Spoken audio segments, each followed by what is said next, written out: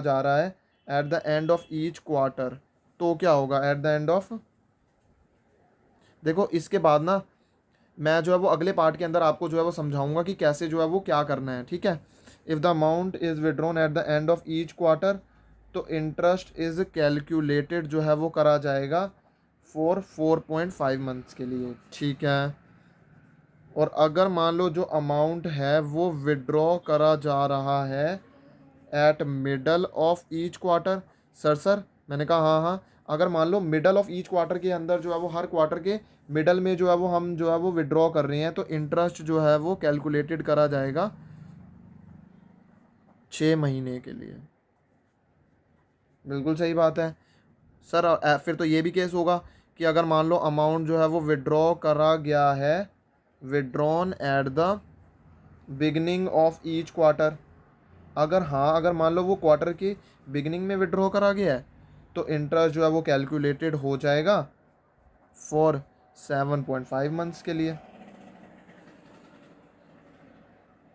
Sir आपने जो है ना वो जो 3 पॉइंट्स लिखवाए थे ना वो भी लिखवा दो अभी यहाँ पर।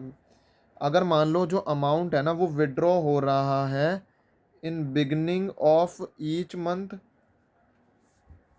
ठीक है, तो इंटरेस्ट जो है वो कैलकुलेटेड हो जाएगा फॉर 6.5 मंथ्स। अगर मान लो वो मिडल के अंदर विड्रॉ हो रहा है,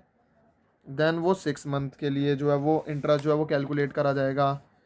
ठीक है। एंड अमाउंट जो है वो विड्रॉ हो रहा है at the end of each month, तो इंटरेस्ट जो है वो कैलकुलेट हो जाएगा 5.5 मंथ्स के लिए जो है वो कैलकुलेट हो जाएगा। देखो अब जो है वो अगला केस आ जाता है, अगर मान लो जो है वो इंटरेस्ट जो है वो हम कहाँ पर क्रेडिटेड करेंगे, profit and loss appropriation account के अंदर वो डेबिटेड करा जाएगा पार्टनर्स के कैपिटल अकाउंट या करंट अकाउंट के अंदर, ये तो जो है वो लिखना आने वाली बात ही नहीं है। अगर मान लो डिफरेंट अमाउंट विड्रॉ हो रहे हैं डिफरेंट इंटरवल में, तो प्रोडक्ट मेथड को यूज़ करा जाता है फॉर कैलकुलेशन ऑफ इंटरेस्ट। ये तो मैंने आपको जो है वो जब समझा रहा था तब मैंने वैसे ही समझा दिया था कि अगर डिफरेंट अमाउंट विड्रॉ हो रहे हैं डिफरेंट इंटरवल्स पर, तो प्रोडक्ट मेथड को यूज़ करा जाता है for calculating the amount of interest. I hope जो है वो आपको जो है सारे के सारे पॉइंट्स जो हैं वो अच्छे से समझ में आ गए होंगे। ये जो स्पेशल नोटिंग्स हैं ये भी अच्छे से समझ में आ गई होंगी। ये जो है ना मैं आपको ये बता सकता हूँ, ये मोस्ट इंपॉर्टेंट है आपके एग्जाम्स के लिए। ये सारी की सारी एडजस्टमेंट जो है ना, सारी की सारी तो नहीं, कुछ कुछ एडजस्टमेंट जो है वो एक या दो ऐसे करके जो है वो एडजस्टमेंट जो है वो आपको जो है वो देखने के लिए मिलेंगी, ठीक है, आपके एग्जाम्स के अंदर। और आप जो है वो आपको गलती करने से बचना है। अगर आपको ये चीज़ें नहीं पता होंगी ना, ये डीम्ड अजम्पशंस है कि अगर मान लो जो है वो पार्टनरशिप डीड नहीं है या फिर पार्टनरशिप डीड है, इंटरेस्ट जो है वो नहीं दे रखा है, तो कोई आपको इंटरेस्ट नहीं कैलकुलेट नहीं करना है, कोई इंटरेस्ट चार्ज नहीं करना है, ये आपको पता होना चाहिए, आपके दिमाग में बैक एंड में होना चाहिए सारी की सारी कैलकुलेशन और सारी की सारी चीज़ें होनी चाहिए नोटिंग। और ये जो इंपॉर्टेंट पॉइंट्स हैं पॉइंटर्स हैं ये होने चाहिए, नहीं तो आप जो है वो एग्ज़ाम में गलती कर दोगे। तो सर आज जो है वो आपने जो पढ़ाया है सर आप उसे जो है वो एक बार समराइज़ कर दोगे।